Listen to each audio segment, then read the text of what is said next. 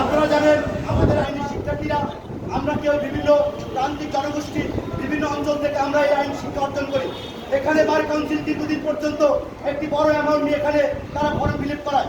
আমরা চাই এই ফর্ম ফিল আপের যে একটি টাকা অর্জন করে অর্ধেকে পরিণত করা হোক। এই আইনের শিক্ষার্থীরা আগামী দিনের এই আইন আন্দোলনের নেতৃত্ব দিবে এবং তারা এই বাংলাদেশের শান্তি শৃঙ্খলা এবং ন্যায় বিচার প্রতিষ্ঠার জন্য তারা আন্দোলন সংগ্রাম করে আমৃত্যু পর্যন্ত।